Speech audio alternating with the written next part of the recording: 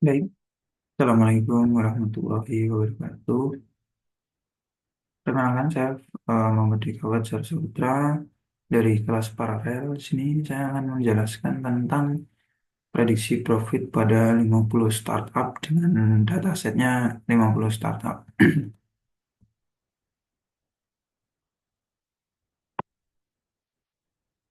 Kemudian langkah pertama ya, pastinya dalam setiap pemrosesan pengolahan data, yang pertama kali pasti adalah data pre-processing di mana nanti akan menghasilkan sebuah dataset yang sudah ready atau sudah siap untuk digunakan untuk langkah-langkah selanjutnya. Nanti kan pasti ada langkah split data, kemudian training, nanti pasti di awal membutuhkan data preprocessing. Nah, ini di sini saya klasifikasikan ya menjadi ada data mentah, kemudian distribusi data normalisasi. Nah, ini untuk data mentah memiliki skala berbeda. Untuk R&D, administrasi marketing, setelah normalisasi semua variabel berada di rentang 0 dan 1 agar training stabil. Jadi, kita menjadikan data yang begitu banyak, ini nanti kita klasifikasikan menjadi algoritma 0 dan 1 supaya lebih mudah dibaca oleh machine learning dan pastinya stabil karena hanya memiliki dua nilai yaitu 0 dan 1. Nah, untuk distribusi data mentah ini dari outlier-outliernya yang tertinggi ada di marketing spend yaitu di rentang 3 sampai 4.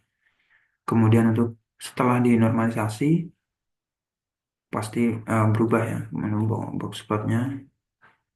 Kemudian korelasi antar variabel setelah normalisasi yang perfect di sini adalah marketing spend dan korelasi antara marketing spend dan R&D spend ini dengan nilai 0,53 menjadi nilai yang tertinggi ya pastinya. Kemudian yang selanjutnya ini untuk data mentahnya kami ambil sampling. Untuk yang pertama R&D spend ini eh, seperti yang tertera di layar ya. Kemudian contoh data setelah normalisasi yang dalam hal ini adalah data X. Kemudian selain data X, saya juga menormalisasi data Y supaya nanti untuk proses trainingnya terjadi lebih stabil.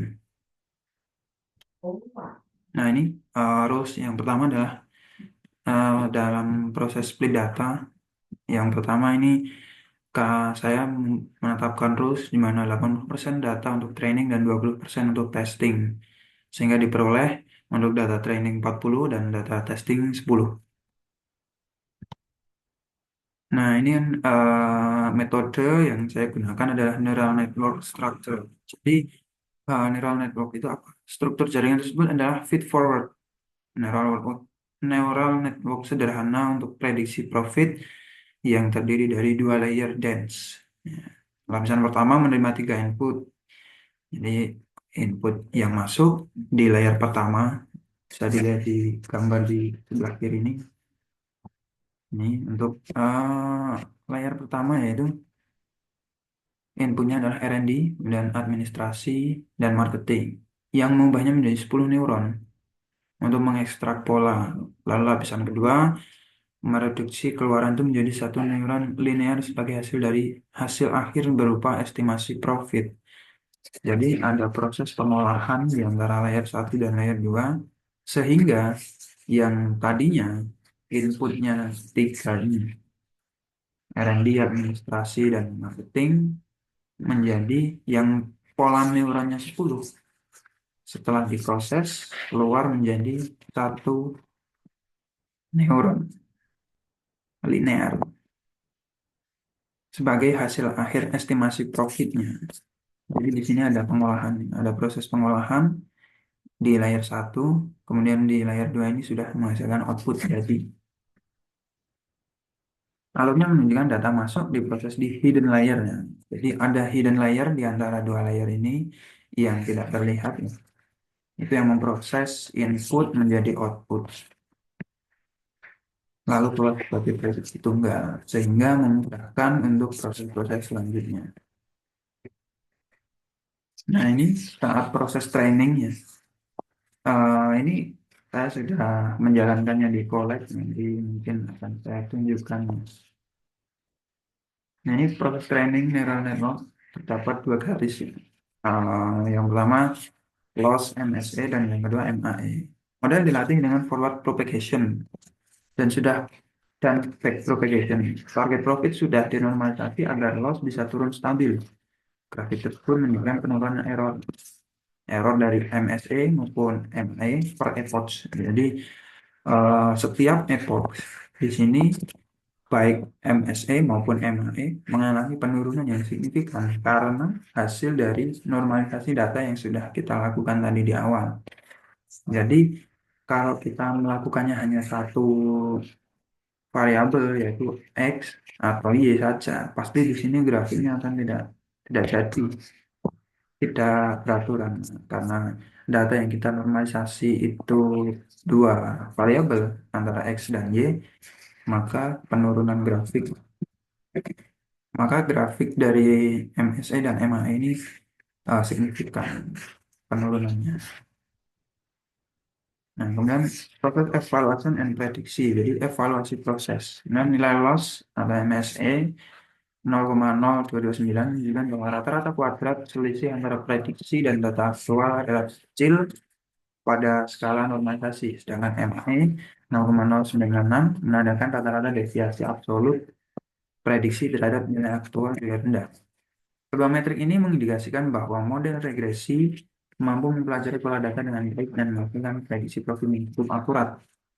Jadi kuncinya ada di MAE ini yang mendekati ya 0,0966. Artinya eh, akurasi prediksi menggunakan metode regresi ini jika diukur menggunakan nilai MAE mendapatkan hasil yang tinggi, sehingga bisa dikatakan hampir mendekati, ya sudah termasuk akurat, Mas. Sudah termasuk akurat, makanya metode ini dipilih, yaitu metode regresi, karena memang akurasi datanya yang lebih baik. Akurasi proses untuk menghasilkan profit yang cukup baik, akurat. Sehingga setelah proses panjang yang kita lakukan tadi, diperoleh prediksi profit. Nah, ini seperti yang tertampil nih. Prediksi profitnya 12.742.000 sekian. Ternyata aktualnya lebih tinggi, 13.430.000 sekian. Dan seterusnya. Yang kedua 9.300.000, prediksi profitnya 9.392.000. Kemudian yang keempat ini 6.035.000. Sedangkan aktualnya ini naik turunnya. Untuk yang prediksi kedua aktualnya lebih rendah, yaitu 8.100.000. Dan untuk prediksi ketiga aktualnya lebih tinggi, yaitu di 9.900.000. Kemudian yang prediksi keempat aktualnya juga lebih tinggi, 6.492. Sehingga diperoleh dari grafik.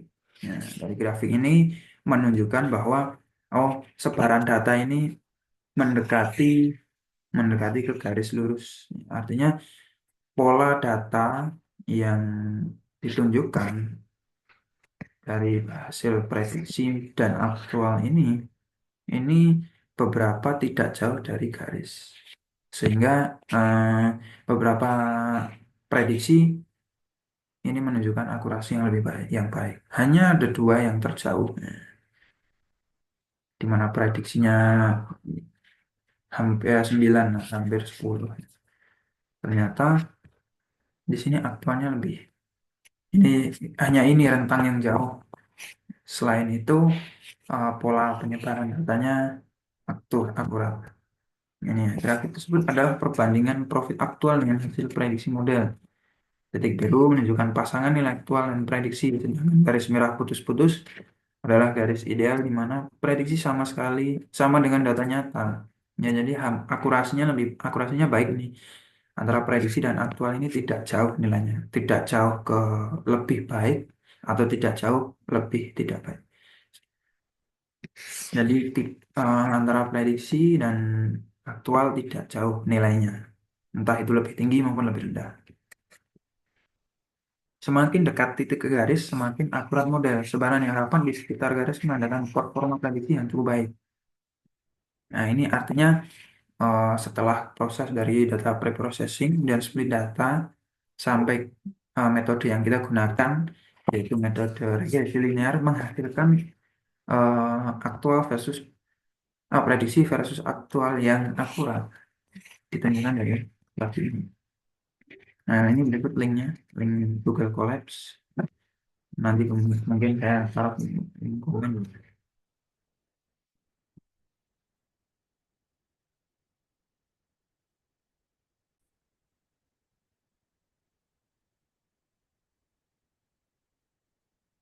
Oke, terima kasih. Sekian dari saya, Fajar, yang dapat saya sampaikan. Semoga bermanfaat untuk teman-teman semua. Video ini sebagai pemenuhan dari tugas statistika yang diampu oleh Ibu Endah. Semoga mendapatkan nilai yang baik. Oke, see you.